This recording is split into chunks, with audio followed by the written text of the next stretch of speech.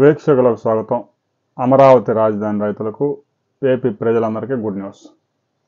2014లో రాష్ట్ర విభజన సమయంలో అమరావతి రాజధాని ప్రస్తావన లేదు.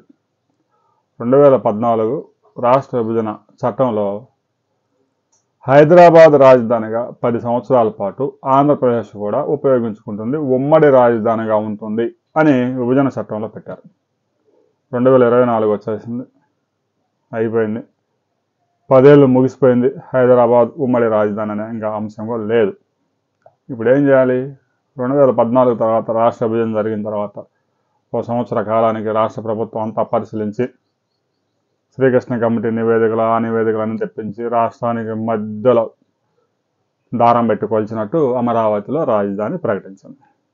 మరి ఆ అమరావతి రాజధానిని పునర్విభజన చట్టంలో పెట్టి నోటిఫై చేయాల్సిన బాధ్యత ప్రభుత్వం మీద ఉందిగా. 2014 నుంచి 2019 దాకా ఈ విషయం పట్టించుకోలేదు. ఎందుకంటే అమరావతి రాజధానిగా భవిష్యత్తులో కూడా ఉంటుంది, కొనసాగుతుంది. రాజధానికి 33,000 ఎకరాలు ఉండాల్సిందే అని వైసీపీ అధినేత జగన్మోహన్ రెడ్డి కూడా స్పష్టంగా చెప్పాడు. అమరావతి రాజధాని కూడా కరెక్ట్గా మంచి ప్లేస్లో పెట్టారు అని చెప్పేసి 2019 ముందు పాట పాడాడు. ఇక 2019 ఎన్నికల్లో గెలిచిన 3 నెలలకే 3 రాజధానులు చేసి ముక్కలు చేసి అమరావతి రాజధాని మొత్తాన్ని కంప పెంచాడు, పిచ్చి కంప. ఆ కంప పీకడానికే కూటమి ప్రభుత్వానికి 36 కోట్ల రూపాయలు ఖర్చు అయింది. ఇక అమరావతి రాజధాని విస్తరణకి కొత్తగా గ్రామాల్లోకి వెళ్తూ ఉంటే భూముల కోసం రైతులు నిలదీస్తూ ఉన్నారు. ఇప్పుడు మీరున్నారు, భవిష్యత్తులో ఉంటారో లేదో తెలియదు. అధికారం ఎవరి చేతిలో శాశ్వతంగా ఉండదు. ఇప్పుడు మీరు పోయినాక మళ్ళీ జగన్మోహన్ రెడ్డి వస్తే ఈ అమరావతి రాజధాని ఇక్కడ ఉండడానికి వీల్లేదు, ఇది కమ్మ రాజధాని. ఈ రాజధాని ఇక్కడ ఉంటే ఆ కమ్మ కులం వాళ్ళంతా డెవలప్ అయ్యి పెద్ద ఎత్తున నిధులన్నీ తెలుగుదేశం పార్టీకి సమర్పిస్తూ ఉన్నారు అని చెప్పేసి తీసుకెళ్ళి విశాఖపట్నం రుషికొండమే పెడతాడు, లేదంటే పులివెందుల ఇడుపులపాయలో పెడతాడు, లేదంటే కడప సజ్జల ఎస్టేట్లో పెట్టుకునే అవకాశం ఉంది.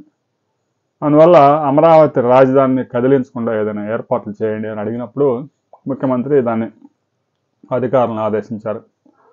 పునర్విభజన చట్టంలో అమరావతి రాజధానిని చేరిస్తే ఇక ఆంధ్రప్రదేశ్ రాజధాని అమరావతి గుర్తింపు లభిస్తుంది. భవిష్యత్తులో మరలా అమరావతి రాజధానిని మార్చాలంటే ఆ పునర్విభజన చట్టాన్ని మార్చాల్సి ఉంటుంది. పునర్విభజన చట్టాన్ని మార్చాలంటే లోక్సభలో, రాజ్యసభలో ఆంధ్రప్రదేశ్లో ఉన్న ప్రభుత్వానికి అనుకూలమైన ప్రభుత్వాలు రావాలి. కేవలం జగన్మోహన్ రెడ్డి ఒకడే అమరావతి కాదు విశాఖపట్నం అంటే సరిపోదు. మళ్ళా పార్లమెంట్కి వెళ్ళాలా, లోక్సభలో బిల్లు పెట్టాలా, రాజ్యసభలో బిల్లు పెట్టాలా, 2 చోట్ల పాస్ చేయాలి. ఒక రక్షణ కవచం లాగా అయితే ఉంటుంది. అందుకే అమరావతిని నోటిఫై చేసేందుకు కొద్ది రోజుల్లో సమావేశమయ్యే పార్లమెంట్ సమావేశాల్లోనే అమరావతిని నోటిఫై చేయబోతా ఉన్నారు రాజధానిగా. ఇంకా తర్వాత అమరావతి రాజధానిని అసలు మార్చడానికి వీలు లేదు అని లేదు. కేంద్రం సహకారం ఉంటే మరలా వచ్చే ప్రభుత్వం లోక్సభలో, రాజ్యసభలో మార్పులు చేసుకునే అవకాశం ఉంది. అయితే కేవలం అసెంబ్లీలోనో విధాన మండలిలోనో బిల్లు పాస్ చేసి రాజధానిని మార్చేసామంటే సాధ్యం కాదు. కొంతవరకు అయితే రక్షణ కల్పించే అవకాశం ఉంది, కానీ పూర్తి రక్షణ కల్పించే అవకాశం అయితే లేదు. జగన్మోహన్ రెడ్డి ఇప్పటికే స్పష్టంగా చెప్తా ఉన్నాడు, ముంపు ప్రాంతంలో రాజధాని పెడతా ఉన్నారు అని ఇప్పుడు చెప్తా ఉన్నాడు. మరి 2017లో నువ్వు ప్రకటన చేసినప్పుడు ఏమైంది నీ తలకాయ? బుర్ర పనిచేయలేదా? అమరావతి రాజధానికి 33,000 ఎకరాలు ఉండాల్సిందే, సరైన ప్రాంతంలో అమరావతి రాజధాని రాష్ట్రం మధ్యలో పెట్టారు, మేము కూడా స్వాగతిస్తున్నాం అని అసెంబ్లీ సాక్షిగా చెప్పావుగా. అంటే జనం మర్చిపోతారు అనుకున్నావా? జనం మందులు ఆడుతున్నారు అనుకున్నావా? ఇంకా అప్పుడు చెప్పింది ఎలాగూ ఉండదు కదా అనుకున్నావా? సోషల్ మీడియా వచ్చింది, ఎలక్ట్రానిక్ మీడియా వచ్చింది, నువ్వు అసెంబ్లీలో మాట్లాడిన అన్ని వీడియోలు ప్లే చేస్తూ ఉన్నారు. తాజాగా ఏం చెబుతావు? అమరావతి రాజధాని అది సరైన ప్రదేశం కాదు, పెట్టిన ఈ చంద్రబాబు నాయుడు గుంటూరు విజయవాడ మధ్యలో నాగార్జున యూనివర్సిటీ సమీపంలో ఒక 500 ఎకరాలు తీసుకొని ఆయన కట్టుకోవాల్సిన బిల్డింగ్లన్నీ లేపుకుంటే సరిపోయేది అంటున్నాడు.